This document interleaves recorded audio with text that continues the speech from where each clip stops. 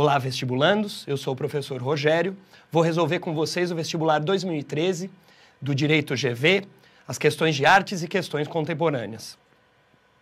Vamos começar diretamente pela primeira questão, que continha dois fragmentos. Um fragmento do Manifesto Comunista do Marx e do Engels, que aparecem aí na figura, e um fragmento do Kant, do texto Resposta à Pergunta, o que é esclarecimento. Vou ler o primeiro fragmento com vocês. A partir daí, os trabalhadores começam a formar uniões, sindicatos contra os burgueses, atuam em conjunto na defesa dos salários, fundam associações permanentes que os preparam para esses choques eventuais. Aqui e ali, a luta se transforma em motim. O item A da questão se referia exatamente a esse fragmento. Pedia-se, relacione cinema e crítica social, tendo como referência o primeiro fragmento e o documentário Cabra Marcado para Morrer, contextualizando socialmente e historicamente. Bom, então a primeira coisa que o vestibulando tinha que se lembrar é que o documentário Cabra Marcado para Morrer começou a ser filmado como, não como documentário, mas como uma narrativa, como ficção, a respeito das organizações e dos conflitos sociais entre trabalhadores rurais e entre os grandes proprietários rurais. O filme tinha a pretensão, um pouco antes do golpe militar, em 1964, tinha a pretensão de filmar a vida de um trabalhador cujo nome era João Pedro Teixeira, assassinado naquela altura, assassinado na década de 60, pela sua luta pelos direitos dos trabalhadores à terra. O que aconteceu com o documentário foi o seguinte, havia a pretensão de filmar a vida desse trabalhador, mas as filmagens ocorreram exatamente, começaram a acontecer no início do ano de 1964 e foram interrompidas pelo golpe. Essa interrupção durou mais de 10 anos, durou até o início da década de 80, e no início da década de 80 o diretor Eduardo Coutinho resolveu retomar as filmagens, não mais na forma de drama, não mais na forma de representação dos conflitos, mas na forma de documentário. Tentou recuperar todos os atores, isso é um dado curioso, porque os atores que iam atuar no filme na década de 60 eram todos trabalhadores rurais, não eram atores profissionais, né? Esse projeto fazia parte do CPC, dos Centros Populares de Cultura, ligados à UNE, antes do golpe militar. Como eu dizia, no início da década de 80, o diretor resolveu recuperar, procurar aqueles que atuavam no filme, especialmente a mulher do trabalhador assassinado. E o filme que nós temos hoje à disposição, considerado o maior, ou um dos maiores documentários da história do cinema brasileiro, Cabra Marcado para Morrer, é exatamente o documentário a respeito da tentativa de recuperação dessas personagens. Obviamente, trata-se não apenas da recuperação das personagens, mas também da recuperação dos ideais que, de certa maneira, foram calados com o golpe de 1964, com o golpe no final de março, início de abril de 1964. É evidente que a intenção da banca examinadora, ao pedir ao candidato que relacionasse o fragmento do Marx e do Engels a esse filme, dizia respeito a tentativa, vamos dizer, artística, tentativa estética ligada aos centros populares de cultura, de potencializar as lutas sociais, exatamente as lutas sociais que apareciam no fragmento do Manifesto do Partido Comunista, né? Então, me parece que esse era o roteiro para responder a questão. Verificar que no Cabra Marcado para Morrer, na obra Cabra Marcado para Morrer, havia não apenas o retrato, mas também a tentativa de luta social sugerida no fragmento do Marx e do Engels. No segundo fragmento, nós tínhamos o seguinte: tenha a coragem de te servir de teu próprio entendimento. Tal é, portanto, a divisa do iluminismo. Preceitos e fórmulas, instrumentos mecânicos de uso racional ou antes. Instrumentos mecânicos do mau uso dos seus dons naturais são os grilhões. Para quem não sabia, os grilhões são as correntes, as amarras de uma menoridade perpétua. A pergunta dizia, pensando Gregor Samsa, que é a personagem principal da Metamorfose do Kafka, Franz Kafka, Pensando Gregor Samsa como um homem comum do mundo moderno, indique pelo menos 2 grilhões que o impedem de sair da menoridade, referindo-se ao fragmento do Kant. Os leitores da Metamorfose do Kafka se lembram do seguinte, o texto começa com a transformação do Gregor Samsa em um gigantesco inseto. Vou me dar aqui a liberdade de lembrar aos candidatos que o Marx já dizia que a alienação do trabalho transformava o homem, de uma certa maneira, é claro, falava isso num sentido certamente metafórico, no sentido conotativo, mas que a alienação do trabalho, o desligamento do trabalhador em relação ao produto do seu trabalho, em relação a si próprio e a sua própria vida, gerava, ocasionava que o homem se aproximava dos animais. É exatamente o processo que a gente pode observar no Gregor Samsa. Então, o processo de se transformar num gigantesco inseto já é em si um processo que representa a falta de escolha, a falta, vamos dizer assim, da liberdade de escolha e, portanto, a menoridade do Gregor Samsa, né? É evidente que toda a menoridade do Gregor Samsa, para os leitores do texto, isso é muito evidente, está ligada ao universo do trabalho.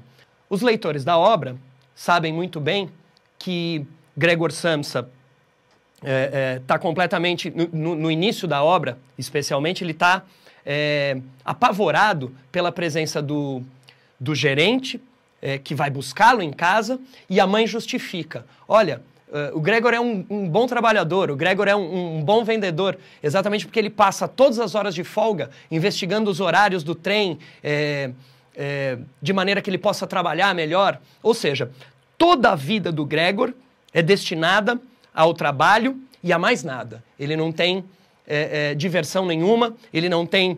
não há para Gregor outro universo que não seja o universo do trabalho. Evidentemente, a minoridade do Gregor, portanto, a sua falta de escolha, a sua falta de liberdade, a falta do exercício da liberdade, está amarrada àquilo que o Gregor pretende oferecer aos pais e à irmã. Então, quando nós lemos o livro, nós vamos percebendo que a metamorfose inicial do Gregor dá origem a uma outra metamorfose. A metamorfose da família do Gregor, que dependia rigorosamente dele, que dependia do trabalho dele, e mais do que isso, podemos dizer que o Gregor Samsa é que se obrigou, é que se impôs a tarefa de sustentar a própria família. De modo, portanto, que o universo do trabalho e essa promessa rígida, essa promessa que não permite aos pais, nem permite à irmã que se emancipem e que façam as próprias escolhas e que, por consequência, fiquem presos ao Gregor Samsa, amarra todas as personagens, né? Prova disso é o final do romance. Acho que a gente nem pode chamar de romance. Prova disso é o final do texto, em que tanto a irmã, quanto a mãe, quanto o pai do Gregor, diante do desaparecimento do Gregor, que é um alívio para todos, né? Bom lembrar que aquele que era o arrimo da família, a partir do momento que deixa de sê-lo e passa a se transformar num gigantesco inseto monstruoso que causa trabalho, ele deixa de ser o arrimo e passa a ser um problema, passa a ser a vergonha, não é? Sendo a vergonha, o melhor que pode acontecer, o melhor que pode acontecer é desaparecer, e a partir do momento que ele desaparece, toda a família, vamos dizer assim, fica feliz, cada um segue o seu caminho, por meio do trabalho, não é?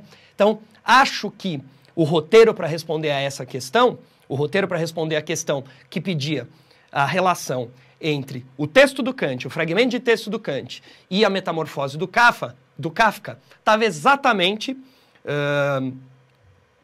na investigação do sujeito que, devido ao universo do trabalho, se vê alienado das próprias escolhas, né? Acho que esse era o caminho. Vou avançar um pouquinho aqui. A gente tem aqui as duas questões, os itens A e B da primeira questão, que eu já respondi. E temos aqui a tira do Quino. Vamos observar um pouquinho a tira, né? Se o candidato percebeu bem, nós poderíamos dividir a tira por aqui, né? Nesse momento inicial, nós temos o burocrata, né, o homem que pertence ao universo do governo, se despedindo da esposa. Dá para perceber isso pelos coraçõezinhos. Trata-se aqui do que nós poderíamos chamar de universo afetivo do sujeito, não é? O universo afetivo, caseiro, privado. Isso é o que me interessa, né? Que ele deixa para trás. A partir do momento que aparece o carro, aí a gente tem um novo universo, que é o universo do trabalho. Esse universo do trabalho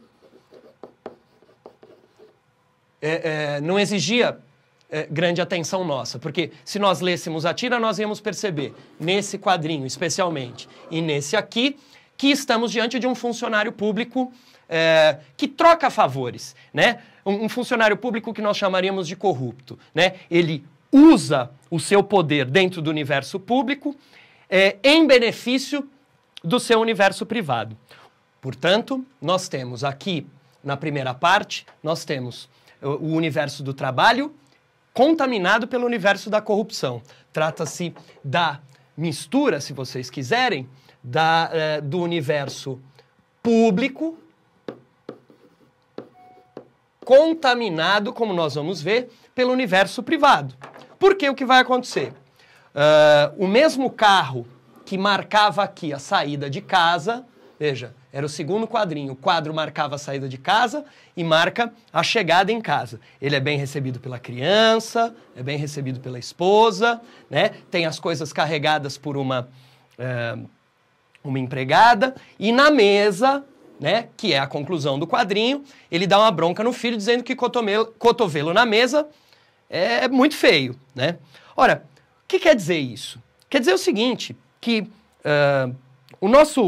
a personagem que aparece em toda a tira, esse trabalhador do ambiente público, defende em casa um universo moral, um universo de comportamento que não corresponde certamente ao comportamento que ele tem no trabalho, né? A questão pedia que nós relacionássemos essa tira com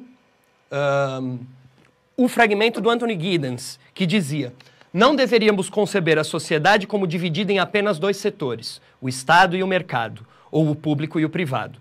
No meio, há a área da sociedade civil, que inclui a família e outras instituições não econômicas. A sociedade civil é a arena em que atitudes democráticas, baseadas na igualdade de direitos e deveres, têm de ser desenvolvidas, né?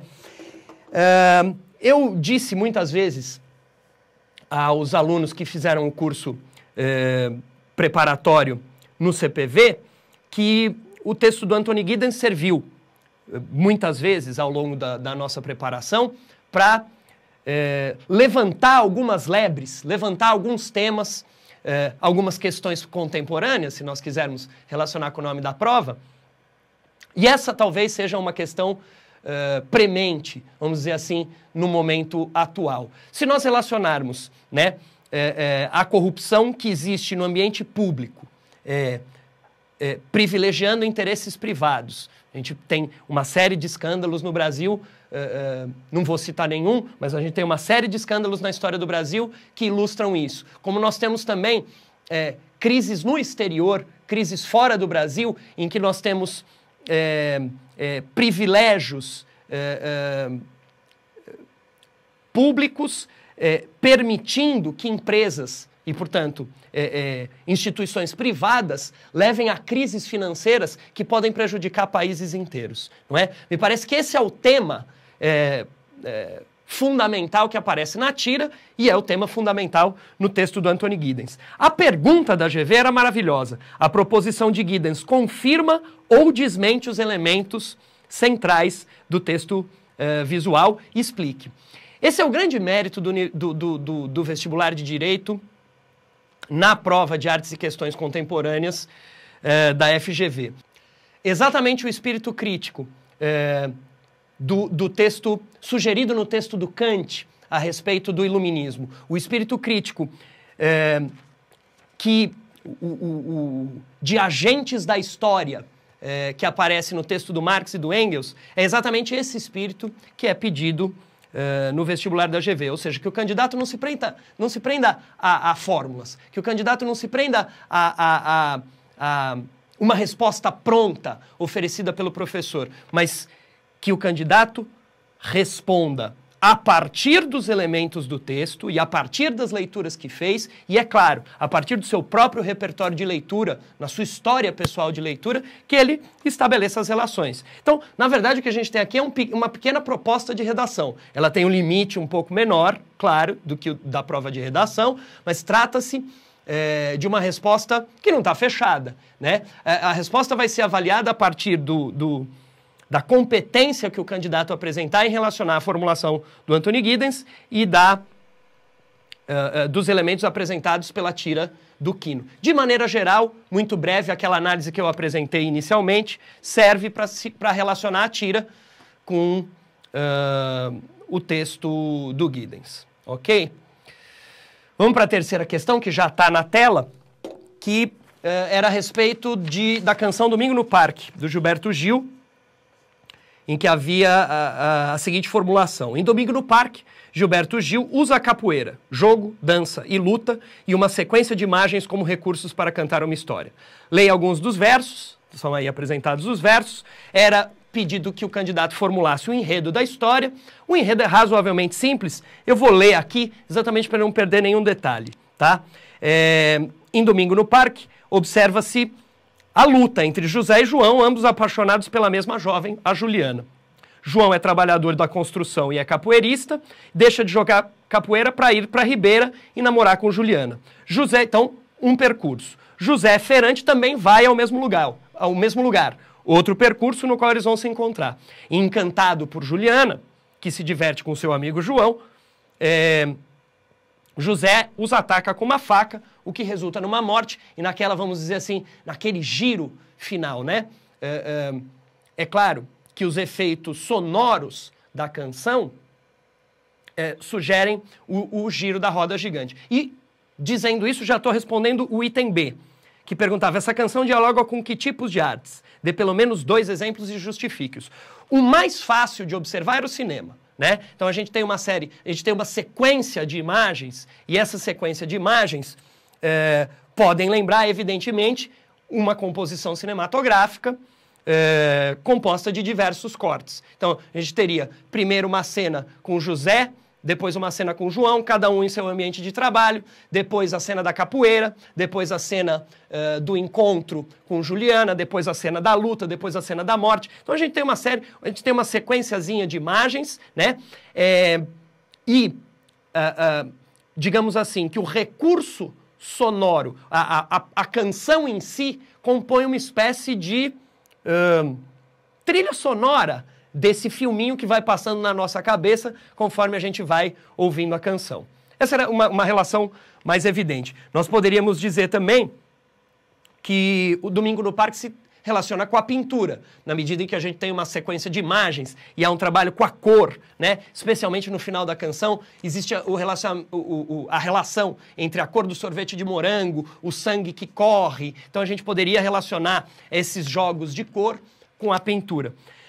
Mas eu chamo a atenção, finalmente, aqui, ao enunciado. O enunciado dizia, Domingo no Parque, Gilberto Gil usa a capoeira, jogo, dança e luta. Finalmente, ora, as expressões populares de cultura, as manifestações populares de cultura, falando de maneira bem geral, as manifestações populares de cultura, vou pegar a mais óbvia, a mais conhecida de todas, que é o carnaval, né? As manifestações populares de cultura são caracterizadas por uma pluralidade de expressões artísticas. Então, a gente pode entender um desfile de carnaval, mesmo que ele esteja pasteurizado pelas necessidades de mercado, pelas necessidades da indústria cultural, a gente pode caracterizar, grosso modo, o desfile de carnaval como um espetáculo que é musical, que é certamente um espetáculo de dança, que é certamente, em alguma medida, um espetáculo teatral, na medida em que há um desfile e as fantasias, há o figurino, tá certo? Então, essa multiplicidade de artes num mesmo espetáculo caracteriza as manifestações populares de cultura.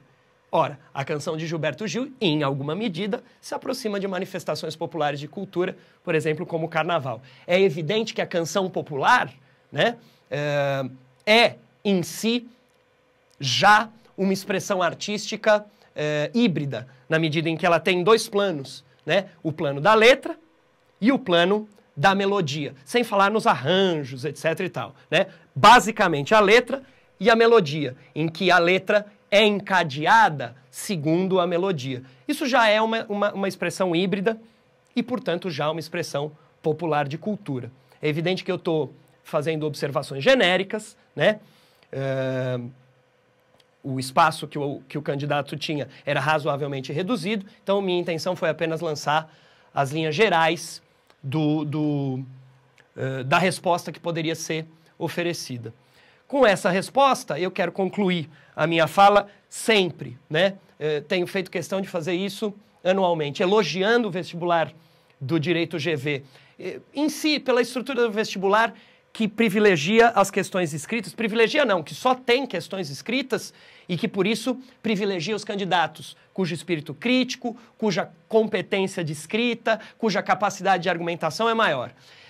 Queria elogiar também o fato de termos, no plano da literatura, não só aquelas obras que são recorrentes na maioria dos vestibulares, mas também obras de literatura, não só brasileira e portuguesa, de literatura internacional, obras muito mais desafiantes para os candidatos, né? Queria elogiar o fato de haver obras de artes visuais, de haver quadrinhos, de haver canção popular. Tudo isso enriquece, tudo isso contribui para que o candidato selecionado fuja a menoridade que nós vimos no texto do Kant e que seja um candidato que exerce o espírito crítico, a liberdade e que exerce o poder de escolha e o poder de decisão no ato mesmo da prova da GV. Então, só tenho elogios a fazer, acho que as questões foram maravilhosas e gostaria de agradecer a atenção de todos vocês e especialmente aos alunos do CPV que ao longo do ano se prepararam de maneira...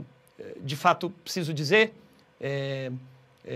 muito empolgante, muito excitante, tanto para o professor quanto para a equipe, porque esse curso foi um grande desafio pela lista, pelos textos, pela multiplicidade das artes, pela multiplicidade das expressões artísticas. Então, gostaria de agradecer também especificamente aos alunos do curso.